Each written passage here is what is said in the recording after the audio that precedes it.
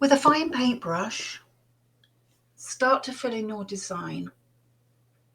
Here I've used a mixture of acrylic and old wall paints. I've painted a stripy design, but you could equally do a spotty design or anything to your heart's desire. It'll be just as effective.